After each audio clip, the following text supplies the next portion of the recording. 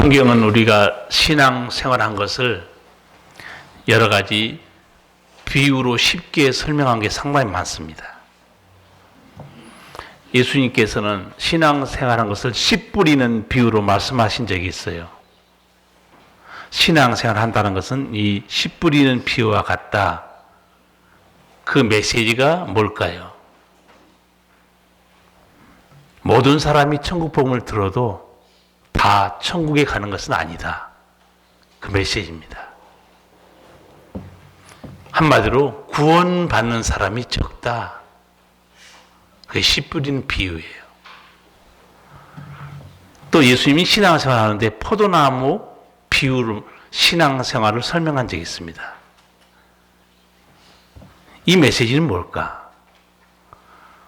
너희들 잘 봐라. 포도 열매 맺히지?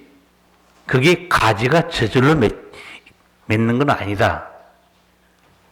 포도나무에 붙어 있어야 맺는 것이다. 말씀해 줬어요. 무슨 말씀인가? 너희 힘으로는 사랑의 열매도 용서의 열매도 너희 힘으로는 못 맺는다는 거예요. 내게서 받아야 된다는 겁니다. 주님께로부터 사랑도 받고 은혜도 받아야 아름다운 성품으로 살 수 있다는 걸 보여준 거예요.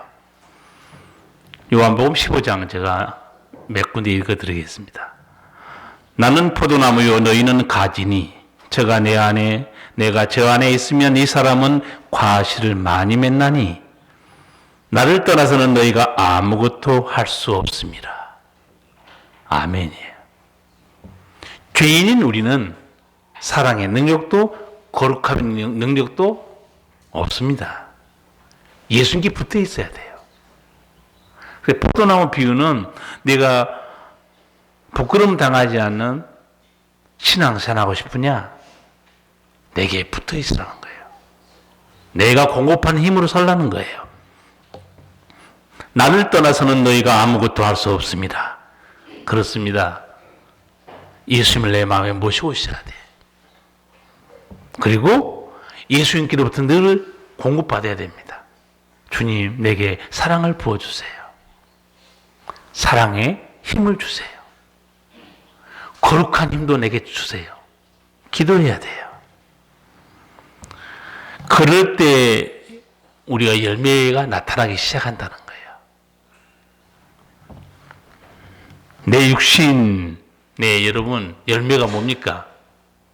오늘도 참회 기도 들으셨죠?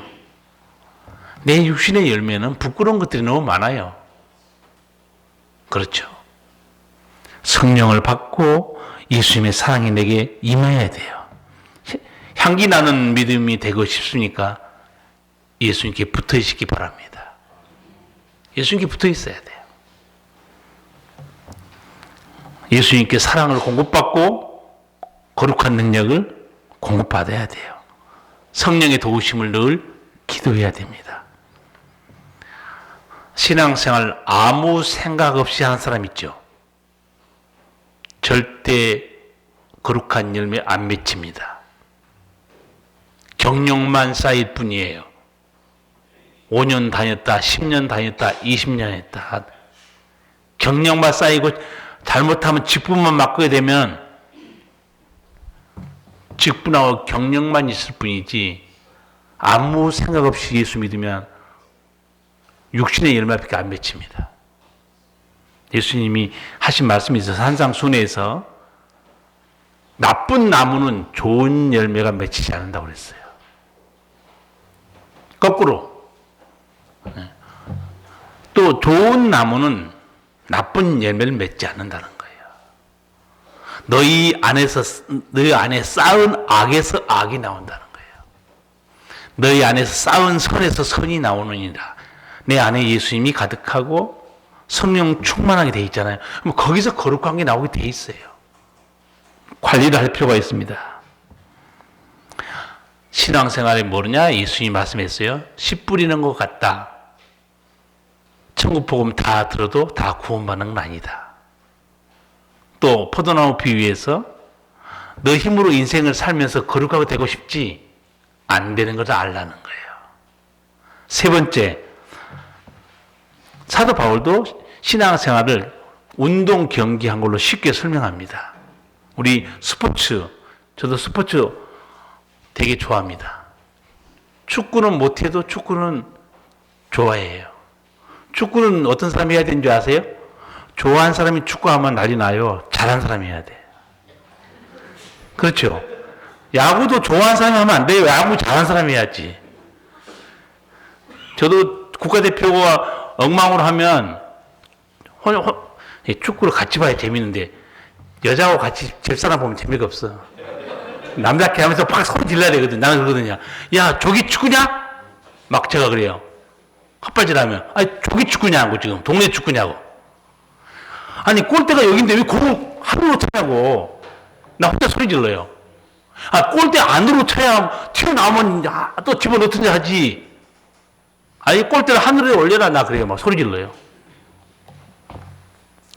운동 경기, 사도 바울이 말합니다. 신앙생활이 운동 경기와 같다는 거예요. 무슨 말인가? 상을 받고 싶으냐? 관리를 잘해라 그래요. 제가 말씀을 고린도 전서 9장 한번 읽어드릴게요. 경기장에서 다름질하는 사람들이 모두 달리지만 상을 받는 사람은 하나뿐이라는 것을 여러분은 알지 못합니까? 이와 같이 여러분도 상을 받을 수 있도록 달리십시오. 경기에 나서는 사람은 모든 일에 절제를 합니다. 신앙생활을 운동 경기에 비유한 핵심은 뭐냐면 너희가 하나님 일에 열심히 수고했냐? 반드시 하나님은 상을 준다는 거예요. 하나님은 공짜가 없습니다. 사람도 공짜가 없어요. 그렇죠? 일한 대로 다 대가를 지불해 줍니다. 하나님께서도 수고하잖아요. 땅에서 주시든지 아니면 천국에서 반드시 줍니다. 근데 그 상 받으려면 운동 경기한 사람이 어떻게 해야 되는가? 절제하라고 그래요. 운동 경기한 사람 한번 보세요. 권투도 그렇고 레슬링도 유도도. 그 체중 관리 때문에 얼마나 못 먹고 땀 흘리고 관리를 해야 되거든요. 그래야 상을 탄다는 거예요. 금메달은 아무나 못하는 겁니다. 신앙생활도 마찬가지란 거예요. 내가 하나님께 상 받고 싶으냐? 관리를 잘해라. 무슨 관리를 잘해야 되겠어요? 세상 즐거움의 관리. 세상 즐거움에 빠져버리면 너 가시떡이에 떨어진 씨처럼 나중에 질식해 버린다. 열매 못 맺는다. 말씀의 관리, 기도 관리, 그렇죠? 자기 성품 관리, 재물 관리. 제대로 관리 안 하면 승리 못 합니다. 자, 오늘 그럼 사도 바울 본문에서 신앙생활 뭐에 빗대서 말하는가? 건축하는 것에 대해서 빗대어 설명합니다. 아주 쉽게 설명했어요. 여러분, 건물이 아름답게 세워지려면 몇 가지 조건이 있죠. 여러분, 건축해 본 사람도 있고 건축해 놓은 집을 산 사람도 있어요. 건축하는데 몇 가지가 조건이 필요한데 하나는 기초공사입니다. 두 번째는 골조예요. 세 번째가 인테리어입니다. 그 중에서 가장 중요한 게 뭘까요? 찍으세요. 기초공사입니다. 특히 우리 그 구름리 쪽에는 영하 20도 이하 떨어지기 때문에 건물 기초 한자 이상 파서 깊이 해야 됩니다. 콘크리트로. 왜? 그렇게 해야 또 갈라지지 않고 수도 파이프도 깊이 묻어야 돼요. 안 그러면 얼어 터지잖아요. 제가 몇 년 전에 이태리 노마에 갔다가 영하 1도 떨어졌는데 수돗물이 안 나온 거예요. 여러분, 영하 1도에 왜 수돗물이 안 나올까요? 그러니까 자기들 말로는 지금 한파가 닥쳤다는 거예요. 우리는 몇 도에 대한 한파예요. 우리야 영하 20, 30도 돼야 한파인데 그 사람들은 원래 나라가 춥지 않기 때문에 수도를 얇게 묻은 거예요. 갑자기 영하 1도 떨어졌다고 물이 안 나온다는 거예요. 내가 속으로 코웃음을 쳤어요. 우리 구름이 와 봐라. 영하 26도에 한번 살아봐라.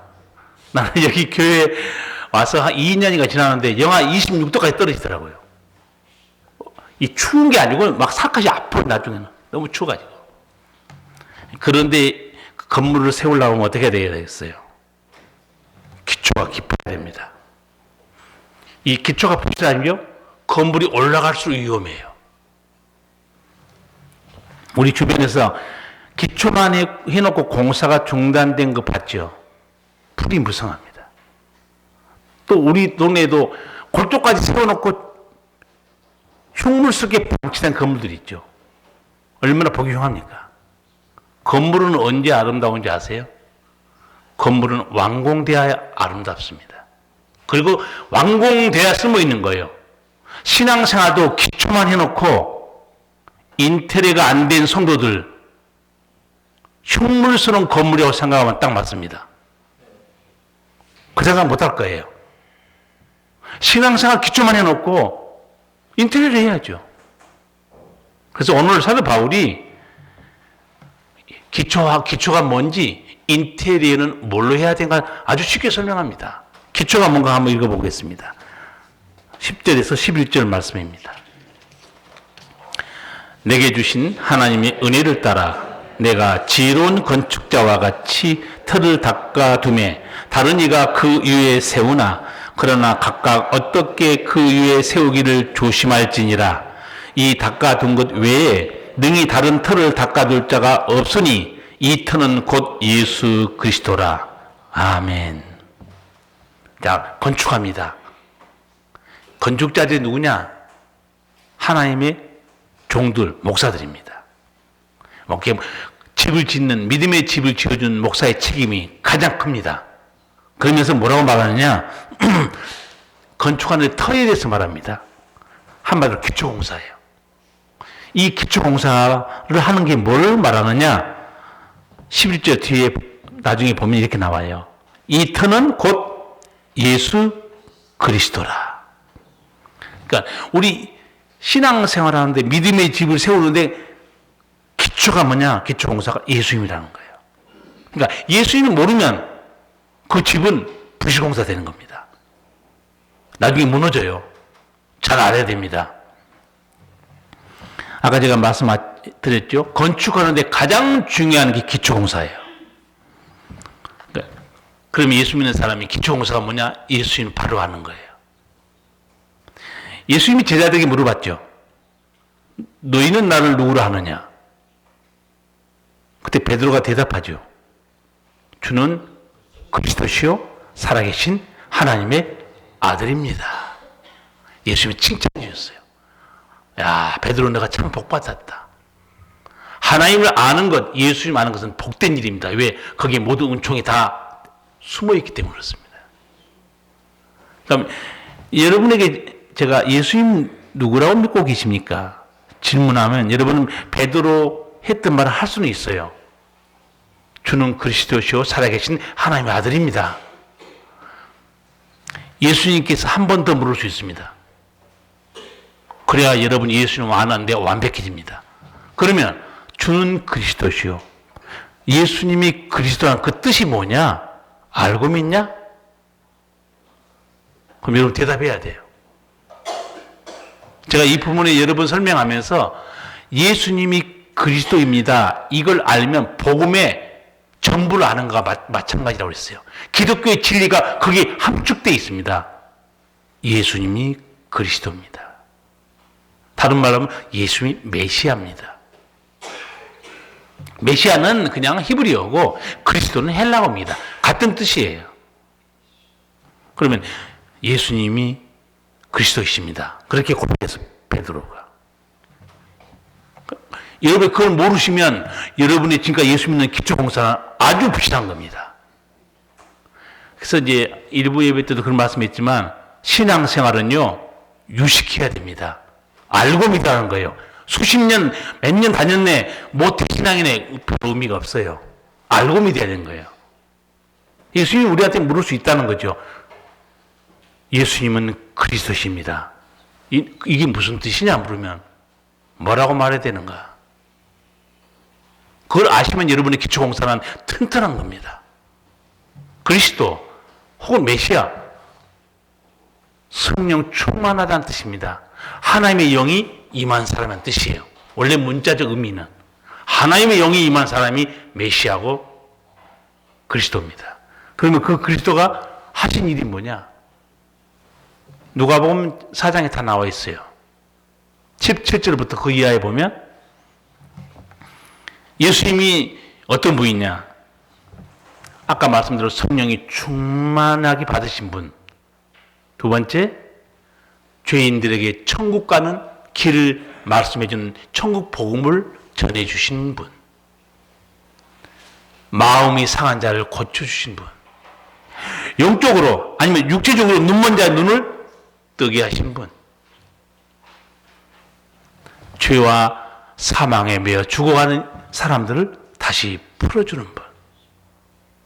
하나 더 말씀드리면 마귀와 귀신에 눌린 자를 자유를 주신 분. 그리고 자기를 믿는 자에게는 영생을 주신 분. 이게 그리스도입니다. 여러분이 이걸 바르게 알고 있으면 여러분의 신앙의 기초는 튼튼한 거예요. 그 사실은 중직자, 교회 중직자 세울 때 물론 장로 고시는 노예에서 보지만 권사나 안수집사도 시험을 좀 봐야 돼. 예수님이 그리스도란 뜻이 뭔지 쓰세요. 하나도 못 쓰면 뭐 하는 거예요? 꽝이 아니고 물론 하나도 못 쓰면 꽝은 꽝인데 그러면 기초공사가 안 된 사람이에요. 아니 건물을 올리려면 아까 뭐 하라고 그랬어요? 기초를 세워야죠. 그래서 예수님을 이렇게 바로 알고 믿잖아요. 그 사람의 믿음의 기초는 튼튼하고 신앙은 확실하게 세워진 겁니다. 그러니까 예수님을 제대로 알지도 못하고 그냥 열심히만 다니잖아요. 부실공사예요. 만약에 권사님 됐는데 안수집사 됐는데 예수님이 그리스도가 무슨 뜻이에요? 대답 못한다. 죄송하지만 부실공사 된 거예요. 교회만 오래 다녔을 뿐이에요. 부실공사예요. 자, 이제 여러분 오늘로써 확실하게 예수님을 누구신가 알고 믿는 거, 내 기초공사 끝났다. 끝난 다음에는 이제 골조 올라가고 인테리어 해야 돼요. 그럼 인테리어를 어떻게 할 거냐? 사도 바울이 또 설명해 줍니다. 12절에서 13절 같이 한번 읽겠습니다. 만일 누구든지 금이나 은이나 보석이나 나무나 풀이나 지프로 이 터 위에 세우면 각각 공력이 나타날 터인데 그날이 공력을 밝히리니 이는 불로 나타내고 그 불이 각 사람의 공력이 어떠하는 것을 시험할 것임이니라. 아멘. 자, 골조 세고 인테리어 공사하는데 재료가 두 가지가 있다고 그랬어요. 금과 은과 보석. 또 한 가지는 나무와 풀과 집입니다. 아주 간단해요. 불이 한번 확 붙어봐요. 어떤 집만 남아있을까요? 금과 은과 보석은 남아있죠. 그대로. 나무와 풀과 집으로 지은 집은 불타면 불이 한번 나면 다 없어지고 흔적도 없습니다. 이게 신앙을 보여준 거예요. 자기 신앙의 집을 잘못 지어놓으면 나무와 풀과 집으로 지어놓으면 환난과 시험과 어려움이 닥치면 그 집은 불타서 없어진 집처럼 신앙이 없어지고 만다는 거예요. 그러면 금과 은과 보석은 무슨 재료냐? 나도 저런 집을 지어야 되겠다. 그는 비유로 설명한 거예요. 금과 은과 보석은 하나님의 말씀으로 세워진 믿음의 집입니다. 성령으로 지어진 집이에요. 진리로 세워졌어요. 튼튼합니다. 환난이 와도 시험에도 안 넘어져요. 나무와 풀과 짚은 어떤 집이냐? 이때부터 목사 책임이 큽니다. 목사가 인테리어 해줘야 되니까. 나무와 풀과 집이란 것은 성령 없는 설교예요. 진리를 가르치는 설교입니다. 세상 즐거움만 말한 설교예요. 인간의 윤리와 도덕만 하는 설교입니다. 그리고 예수 믿으면 잘 됩니다. 기복주의 신앙이에요. 이렇게 집을 잘못 지어놓으면 어떻게 되는가? 불이 확 나타날 때 흔적 없이 사라져버립니다. 그게 그 13절 말씀이에요. 각각 공력이 나타날 터인데 그날이 공력을 밝히리니 이는 불로 나타내고 그 불이 각 사람의 공력이었다는 것을 시험할 것입니다. 내 집이 뭘로 지어지는가 잘 봐야 돼요. 나무와 풀과 집으로 지어진 집, 이런 집에는 십자가의 복음도 없어요. 고난을 이기는 믿음의 설교도 아닙니다. 사람 듣기 좋은 설교예요. 인간의 가르침입니다. 그러니까 결국은 승리할 수 없는 거죠. 사실은 이 모든 건축을 하는 것은 목사이기 때문에 목사가 여러분의 믿음의 집을 잘 지어 드려야 됩니다. 귀한 말씀으로 성령의 능력으로. 제가 그제 방송 보다가 어떤 목사님이 성도들의 신앙 지침을 설명하는데 마음에 딱 들어온 거예요. 초신자 여러분, 만약에 장로가, 안수집사 권사가 시험에 들 만한 행동이나 말하면 그 자리에서 거부하십시오. 장로님, 나는 장로님 그 행동 때문에, 그 말 때문에 나 시험 들려고 그래요. 말하라는 거예요. 나는 아멘이라고 생각이 들었어요. 조심해야 됩니다, 중직자들은. 목사가 나무와 풀과 짚으로 설교한다. 목사한테 항의해도 돼요. 목사님이 왜 하나님 말씀을 증거하지 않습니까? 그게 성도가 사는 길이에요. 목사가 사는 길입니다. 그러니까 우리 모든 지도자들은 조심해야 됩니다. 그리고 나는 그렇게 가르치는 그 목사가 훌륭하다고 생각했어요. 그래서 우리 중직자들은 언어 생활, 세상에서 사는 이 삶에 있어서 초신자가 볼 때 시험에 드는 행동을 하면 안 된다는 거예요. 신앙은 공적 책임이 있다는 거 아십니까? 무슨 말인지 아세요? 다른 종교는 나 혼자 믿든지 말든지 상관없어요. 그러나 공적 책임이 있습니다. 예수 믿는 사람은. 내가 예를 들어서 시험을 이기고 어려운 중에 승리하고, 저 사람은 보통 사람이 아니다. 저의 믿음은 대단히 훌륭해. 혼자 승리한 게 아니에요. 믿음이 약한 자들에게 힘을 불어줍니다. 세상 사람들에게 거룩한 영향을 끼치고 있어요. 반대로 얘기할까요? 신앙생활은 엉망입니다. 중직자들이. 혼자 무너진 게 아니에요. 그걸 보고 초신자가 같이 무너집니다. 사람들에게 손가락질 당해요.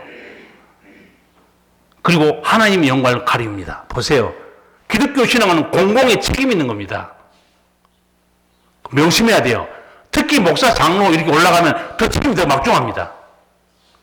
초신자 한 사람이 넘어지는 거하고 목사, 장로가 타락한 거는 영향이 달라요. 그래서 무거운 책임을 갖고 있을 수밖에 없어요. 하나님께 영광 돌리도록 자기 관리가 필요해야 합니다. 금과 은과 보석으로 믿음의 집을 지으셔야 돼. 자, 그러면 여러분이 믿음의 집이 잘 지어졌나 오늘 제가 점검 좀 해보려고 그래요. 분명히 부실 공사가 있을 거예요. 나는 모르지만 하나님도 아시고 보이면 알 거예요. 야, 나는 기초만 해놓고 엉망이네 이거. 기초했고 건물이 완공되어 숨어 있어요. 기초공사는 방치하면 그 뱀도 지나가고 쥐도 지나다니고 고양이도 지나다니고 완전히 흉측하게 됩니다. 거룩하고 튼튼한 믿음의 집을 짓고 싶으면 인테리어를 잘해야 돼요. 너무 많으니까 인테리어 또 오래 하다 보면 설교가 안 끝나니까 인테리어 몇 가지만 알려드릴게요. 첫 번째, 예수님이 내 구주다. 기초 세웠어요. 인테리어, 첫 번째 인테리어가 뭐냐면 사랑입니다. 예수님이 우리에게 이렇게 말씀했어요. 내가 새 계명을 주노니 서로 사랑해라. 사랑으로 내 믿음의 집을 인테리어 해야 됩니다. 사랑이 뭐냐? 고린도전서 13장 몇 군데만 읽어드릴게요. 사랑은 오래 참고, 사랑은 온유하며, 투기하는 자가 되지 아니하며, 사랑은 자랑하지 아니하며, 교만하지 아니하며, 무례히 행치 아니하며, 자기의 유익을 굳지 아니하며, 성내지 아니하며, 악한 것을 생각지 아니하며, 불의를 기뻐하지 아니하며, 진리와 함께 기뻐하고, 모든 것을 참으며, 모든 것을 믿으며, 모든 것을 바라며, 모든 것을 견디느니라. 내 믿음의 집이 사랑으로 인테리어 되는 거 잘 보세요. 사랑으로 인테리어 돼 있어야 그 사랑이 드러나야 그 집이 예쁜 집이 돼요. 예를 들어볼게요. 여러분 살다 보면 사랑은커녕 욕이 나오고 상종하기 싫을 때가 있습니다. 열받고 짜증난 사람들이 있어요. 쳐다보기 싫습니다. 여러분 이런 상황이 오면 어떻게 생각해야 되는 줄 아세요? 아, 이제 하나님이 사랑으로 돌아보라는 그런 때가 됐구나. 왜? 그래서 하나님이 우리에게 사랑을 부어준 거예요. 열받고 상처받고 꼴보기 싫을 때 같이 분노하고 토라지잖아요. 그 사람은 나무와 풀과 집으로 지은 집이에요. 아까 말씀했죠. 나무와 풀과 집으로 지은 집에는 하나님의 사랑도 없고 성령의 능력도 없다고 그랬어요. 그러니까 앞으로 여러분 잘 생각하세요.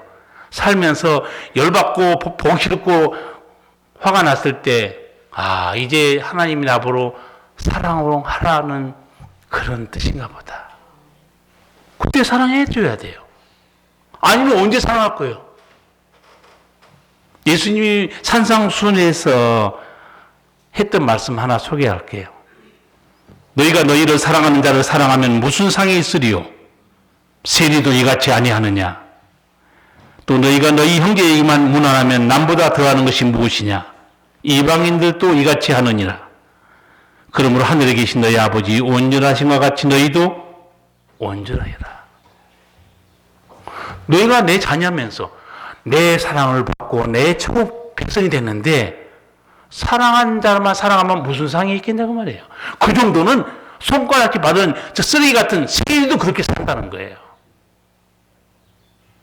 너희 무난하고 마음에 맞는 사람께 인사하고 살면 그 정도는 이방인도 하고 있다는 거예요. 내 믿음의 집이 인테리어, 사랑으로 잘 돼 있는가 점검하시기 바랍니다. 만약에 사랑으로 인테리어 안 돼 있으면 부실시공입니다. 간단해요. 부실시공이에요.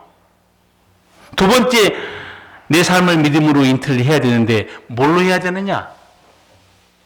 처음에 사랑으로 인테리어 하고 두 번째는 믿음으로 인테리어 해야 돼요.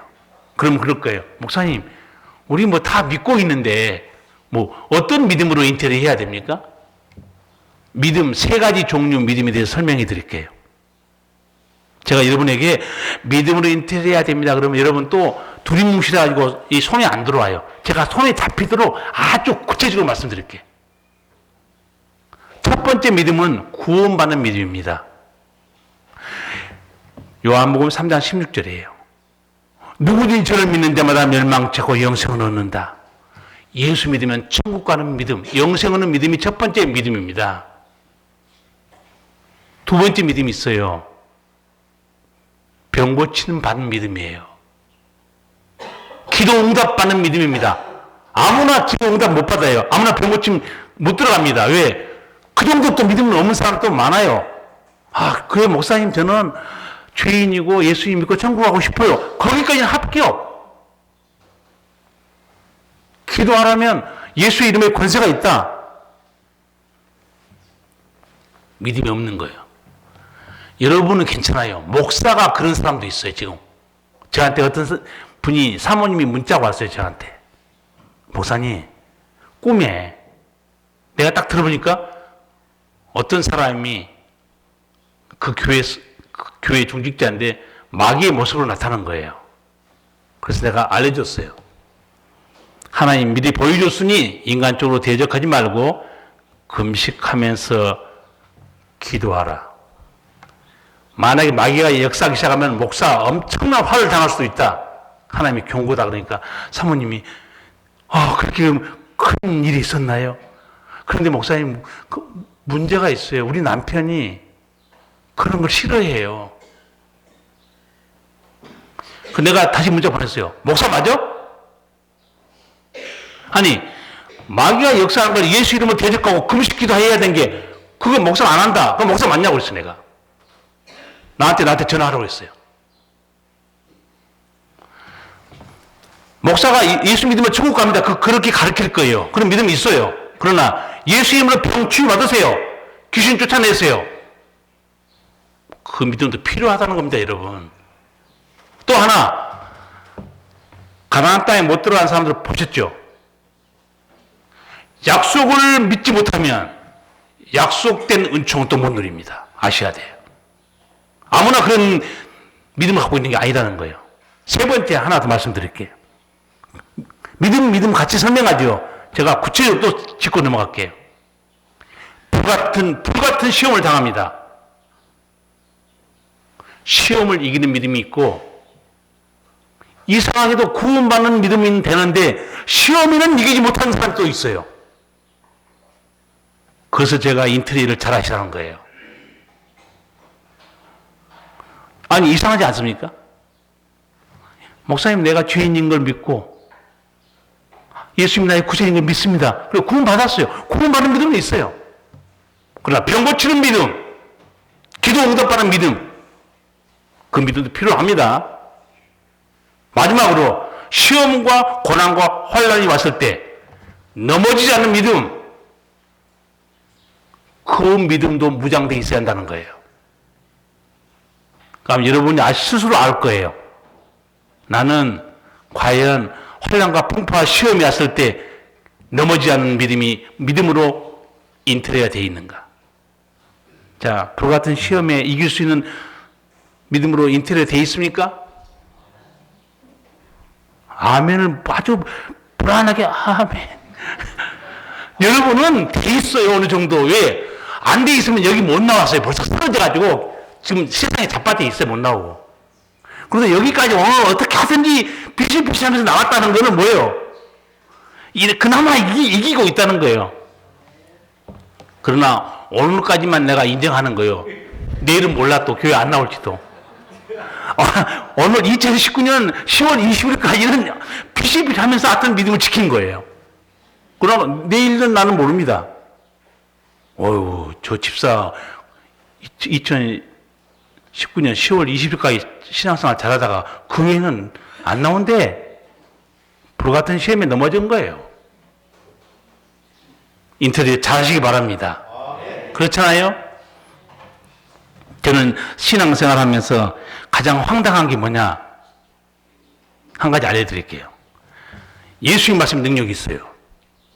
우리를 치유하고 회복시키고 자유케 해줍니다. 그 말씀으로 힘을 얻어야 성도죠.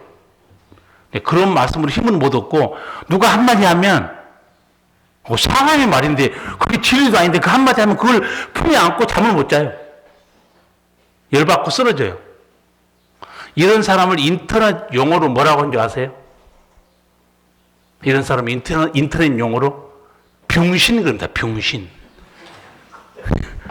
병신 그러면 또 욕하니까 이런 사람이 병신이에요. 능력 있는 말씀으로서 이기지 못하고 말도 안 되는 사람의 말 한마디에 상처받고 쓰러져 있다. 그거 병신이죠.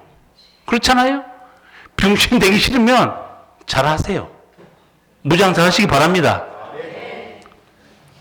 세 번째 내 믿음의 집을 뭘로 인테리어 해야 되느냐? 거룩함입니다. 성도가 세상 사람과 다른 차이가 뭐냐? 거룩함이에요. 거룩함은 죄사함 받아서 구별된 사람이에요. 그래서 먹는 것도 다릅니다.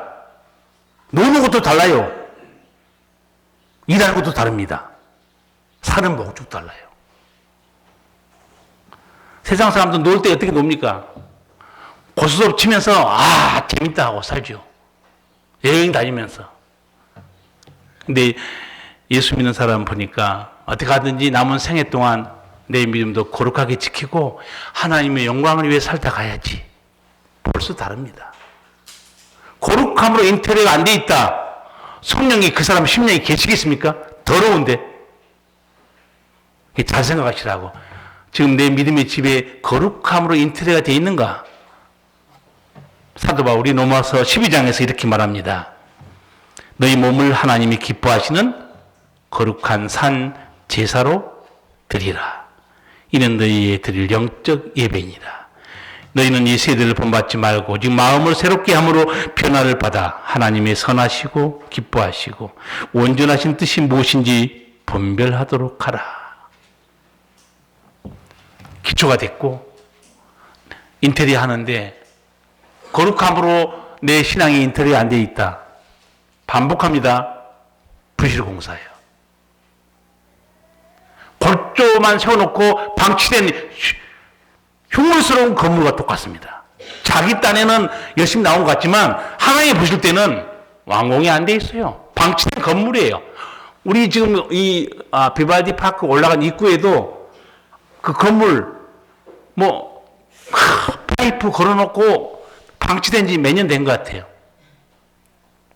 저는 그런 건물 볼 때마다 속상해서 이런 생각이 들어요. 좀 법으로 만들어가지고 몇 년 동안 진도 안 나가면 정부에서 정리해버립니다. 깨끗하게 했으면 좋겠어요. 그런데 이게 사유재산이기 때문에 손을 댈 수 없는 거예요. 저런 건물 보면 참 흉하다 생각 들어요. 어디다 거기다 빵하고 써놨어요. 가압류 상태입니다. 손대지 마시오.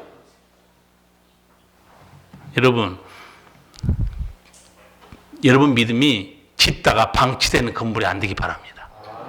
보기 흉한 겁니다, 그거. 그렇죠? 마지막으로 인테리어 할 거 하나 더 알려드리겠습니다. 마지막으로 우리가 뭘로 인테리어 해야 되느냐? 온유와 겸손입니다. 온유와 겸손으로 내 집을 인테리어를 잘 해야 돼요. 성경 보면요. 처음에는 하나님 잘 섬기다가 하나님이 높여줘요. 잘 나가게 합니다. 거의 다 교만하고 넘어져 버립니다. 넘어진 걸로 끝내지 않습니다. 성경은 하나님이 버립니다. 불쌍하게 되어버려요. 그래서 우리가 뭘로 인테리어 해야 되는가? 겸손이에요. 겸손 뜻을 모르는 사람 없어요. 자기를 낮추다는 뜻입니다. 그러나 성경적으로 해석해 드리면 겸손이 뭐냐? 하나님 앞에서 자기가 누군지를 바로 아는 정직한 마음가짐이에요. 하나님 앞에 딱 비춰보니까 나는 이런 사람이구나. 정직한 자기 고백과 마음가짐이에요. 이게 겸손한 거예요. 죄인이 창조주 하나님 앞에서 마땅히 취해야 될 태도입니다. 그게 겸손이에요. 그래서 하나님이 보이지 않는 사람 절대 겸손해 줄 수 없습니다. 하나님의 은혜를 체험하지 않은 사람 절대 겸손해 줄 수 없어요. 저는 성경에서 보면 겸손 그러면 다윗 왕, 사도 바울 말이 기억이 나요. 다윗 왕 아시겠지만 그 집안에 8번째 막내로 태어났죠. 양이나 치는 목동이었죠. 나중에 하나님은 왕으로 세워줍니다. 그때 다윗이 하는 말이 있어요. 하나님이 전에 들어가요. 사무엘하에 있는 말씀인데 제가 읽어드릴게요. 다윗 왕이 여호와 앞에 들어가 앉아서 가로되 주 여호와여 나는 누구오며 내 집은 무엇이간데 나로 이에 이르게 하셨나이까. 얼마나 정직한 사람입니까? 하나님 나는 누구며 우리 집안은 어떤 집안인데 하나님이 이렇게 왕으로 세우셨습니까? 하나님 앞에 서야 여러분 겸손해지는 거예요. 또 하나는 사도 바울의 겸손입니다. 정말 사도 바울처럼 일 많이 한 사람 없어요. 성경도 이렇게 많이 쓴 사람도 없어요. 근데 사도 바울이 뭐라고 고백해요? 나의 나 된 것은 하나님의 은혜로 된 것이다. 내가 다른 사도보다 더 많이 수고했으나 내가 아니요 나와 함께 하신 하나님의 은혜입니다. 여러분, 겸손한 사람은요, 사람도 좋아하지만 하나님도 되게 좋아합니다. 겸손한 사람. 성경 보세요. 하나님은 교만한 자를 물리치시고 겸손한 자에게 은혜를 베푸신다고 그랬어요. 오늘 우리 명옥교회 성도님들에게 하나님이 왜 이런 인테리어 잘하고 있는가, 이 말씀을 듣게 하시겠어요? 여러분의 믿음의 집이 아름답고 거룩하고 또 특별히 집은 마무리가 돼야 되기 때문에 그렇습니다.